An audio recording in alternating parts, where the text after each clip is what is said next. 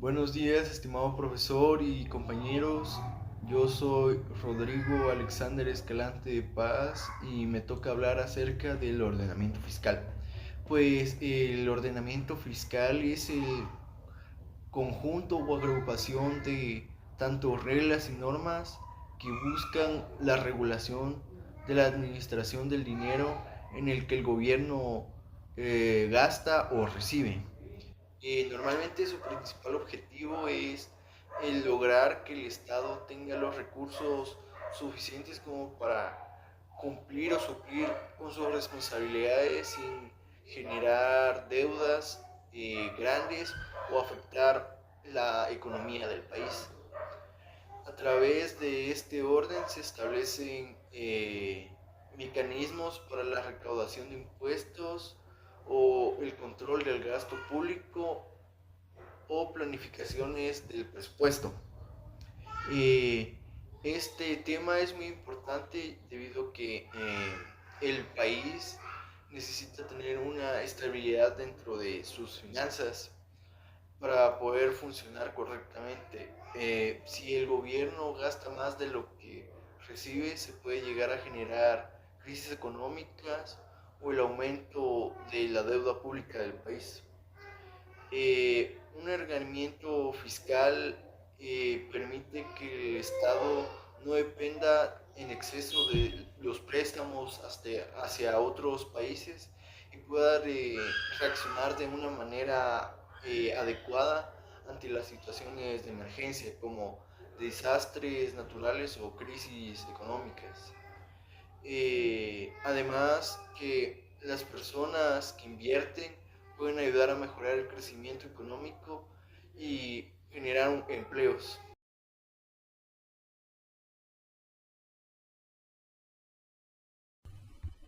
Muy buenos días a cada uno de ustedes. El día de hoy yo vengo a hablarles sobre qué es el marco legal. En primer lugar, destaca la importancia de los bienes comunes, como lo son las tierras, el bosque y las aguas, para las comunidades locales y la amenaza que representa su acaparamiento por parte de actores poderosos, lo que exige marcos legales que protejan los derechos y fomentan la gobernanza colectiva de las personas.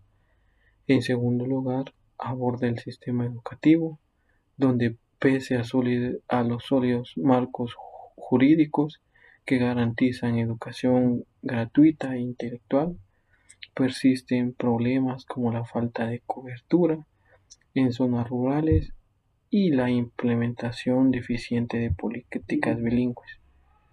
Por último, examina el derecho a la manifestación, señalando una contradicción entre su protección constitucional y su restricción práctica mediante leyes penales y la criminalización de protestas, lo que refleja una asimetría entre el discurso legal y la realidad.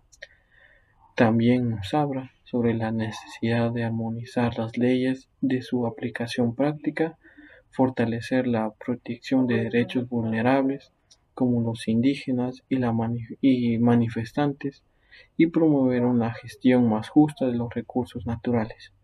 Estos desafíos evidencian la urgencia de reformas que prioricen la equidad, la participación comunitaria y el cumplimiento efectivo de compromisos internacionales adquiridos por Guatemala.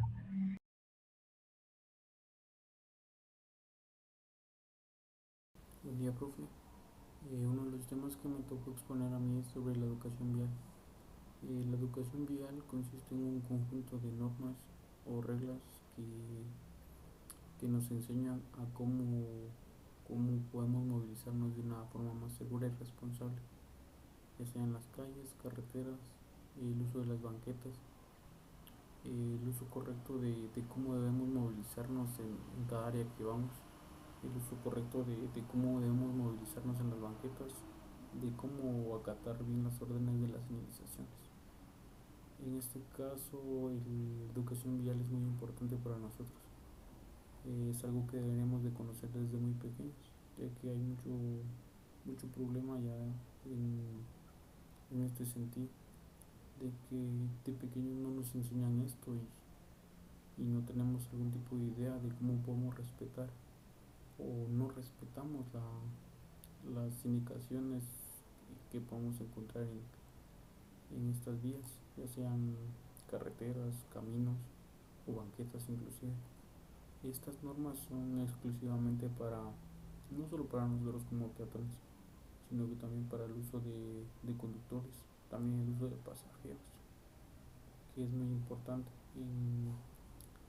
ya que son responsabilidades muy grandes que tenemos como personas y debemos de evitar cualquier riesgo que podamos ocasionar, ya sea y evitar que sea muy grande.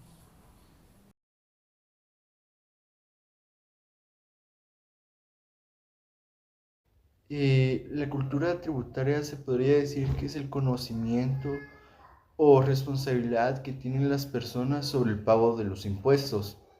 Se puede decir también que es entender que pagar impuestos no solo es algo obligatorio, sino algo necesario para que el país logre avanzar y funcione bien.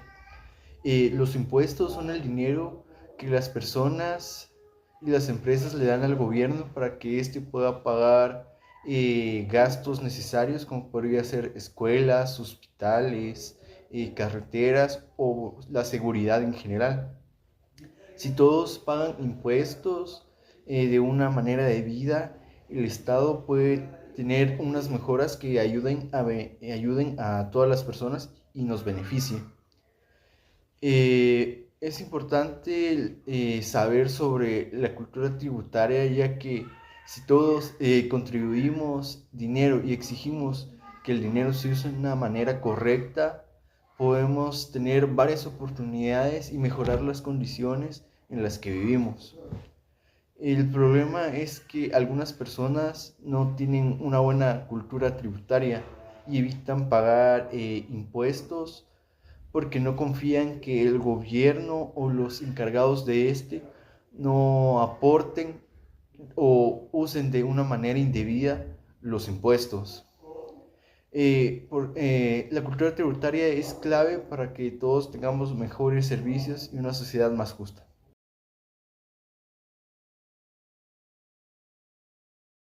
Estimado profesor, estimados compañeros, a mí me tocó el tema de limpieza de vía y espacio público. ¿En qué consiste el pago de ornato? El pago de ornato es un aporte que realizan los ciudadanos para la compra de materiales de limpieza, para la recolección de residuos y el embellecimiento de calles de nuestro municipio o comunidad. ¿En qué nos beneficia esto? Nos beneficia en tener un lugar mucho más agradable, mucho más bonito a la vista de nosotros como personas, o para los transeúntes o para los que transitan en vehículos automovilísticos. Nos ayuda a tener una mejor vista, porque si no tenemos contaminación, podemos aumentar el espacio para transitar. Igualmente nos ayuda al beneficio de la salud, ya que sin contaminación la higiene aumentará, la salud para cada ciudadano, animal, etcétera, mejorará, ya que la contaminación nos hace propensos a enfermedades, ya sea que pueden llegar a la muerte o enfermedades que pues, se pueden curar fácilmente. Pero igualmente una enfermedad a un ciudadano le afectaría comúnmente. Entonces este servicio nos ayuda a mejorar la vista pública y el espacio y la limpieza. ¿Cómo puede contribuir cada ciudadano a este evento? Podría ser en la recolección de basura, no tirar más basura por las calles y participar en eventos de recolección de basura. Solamente, muchas gracias.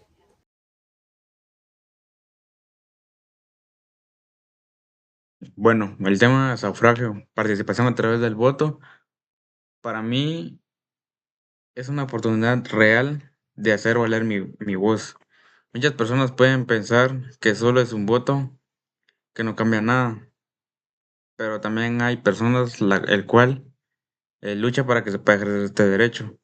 Y yo me he dado cuenta de lo valioso que es, ya que no se trata de solo elegir a alguien, sino que además se toma la responsabilidad por el futuro de mi comunidad y no solo de ella, sino de mi país. Votar es una forma muy clara de decidir qué es lo que se quiere, aunque a veces no siempre resulta ser perfecto. Al no participar, eso nos deja solo en manos de quienes sí lo hacen. Además, creo que muchas personas subestiman lo que es el voto. También me he dado cuenta que el sufragio no solo es un derecho, sino un privilegio, ya que no en todos lados del mundo tienen esta oportunidad, ya que hay países a la que la gente no puede votar libremente o donde sus elecciones no son justas. Al saber esto, me hace valorar aún más el hecho de que tenemos esta oportunidad de poder participar en este proceso.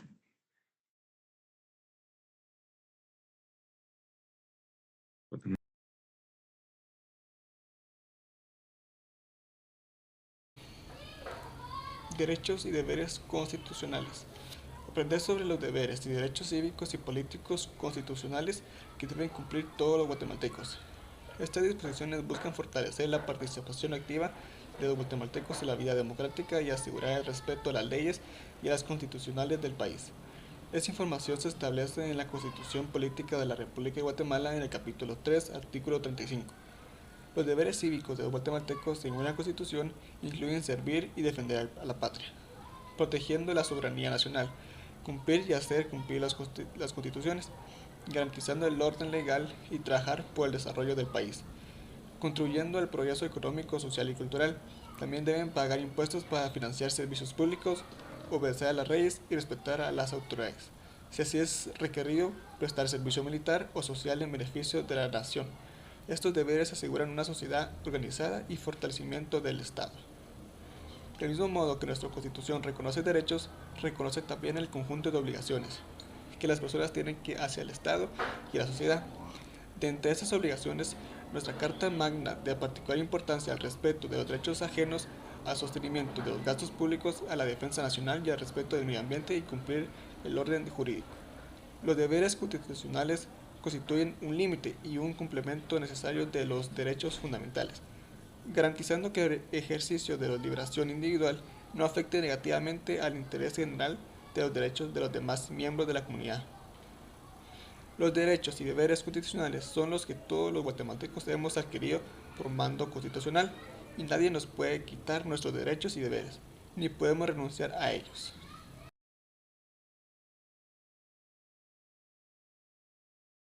Otro de los temas que me tocó exponer es sobre las equidades laborales, sociales y étnicas, en las cuales las equidades son las que se encargan de que no recibamos ningún tipo de discriminación, ya sea por el sexo, el género, el color que tengamos o al grupo social que pertenezcamos.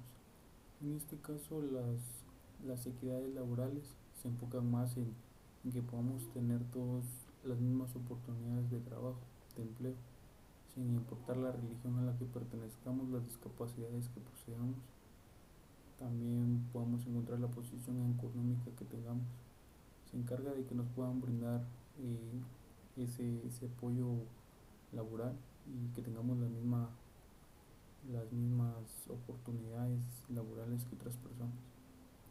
En el caso de las equidades sociales, son las que se encargan de que podamos reconocer nuestros derechos, que en este caso sería el derecho a la salud, a la educación y también a las viviendas.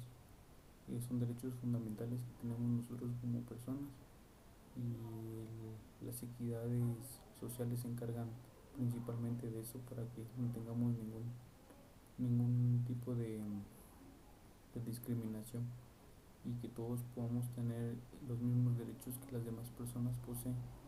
En el caso de las equidades étnicas, son las encargadas de que nosotros podamos reconocer y conozcamos a las áreas culturales a las cuales pertenecemos, a los grupos étnicos que nosotros podamos tener y que no suframos ningún tipo también de discriminación por el área que tenemos. Son los encargados principales de que podamos reconocer desde muy pequeños al área y las culturas a las que pertenezcamos y no denigrar a ninguna persona por la cultura que posee, ya que no todos tenemos las mismas culturas y tenemos que respetar todas las culturas.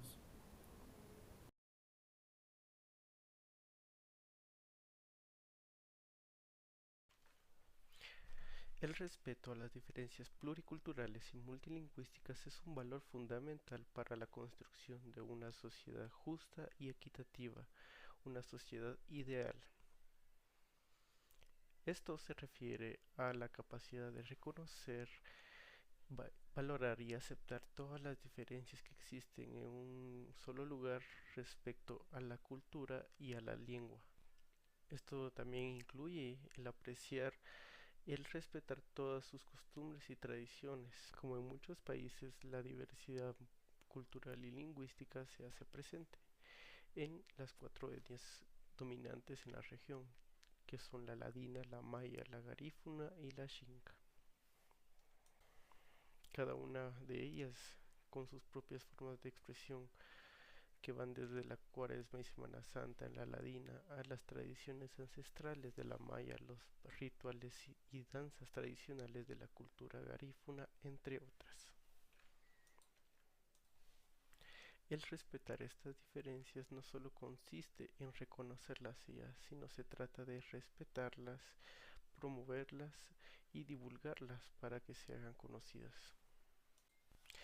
El respeto a estas diferencias culturales y lingüísticas conlleva un esfuerzo que nos hace crear espacios acogedores y seguros para aquellas personas con diferentes pensamientos y tradiciones. Este respeto no se basa en tolerar las diferencias y ya se trata en promover, dar a conocer y a veces involucrarse en aquello que nos hace diferentes como culturas.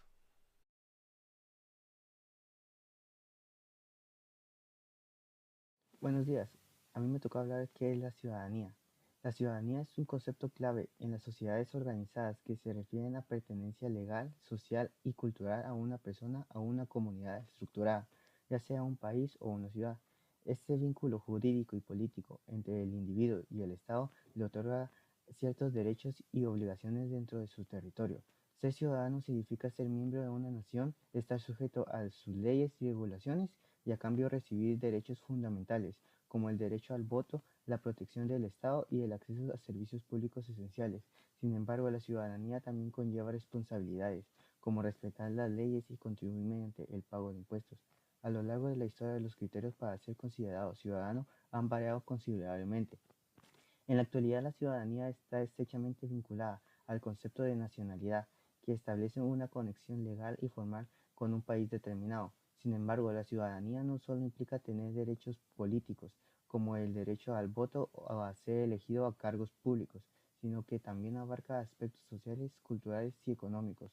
La participación y la vida política y cultural se ha considerado un derecho esencial, y la Declaración Universal de los Derechos Humanos lo reconoce como fundamental para la convivencia en una sociedad democrática. Por lo general, la ciudadanía política se obtiene al alcanzar la mayoría de edad, momento en el que el individuo adquiere la capacidad de ejercer sus derechos y cumplir sus deberes. Gracias.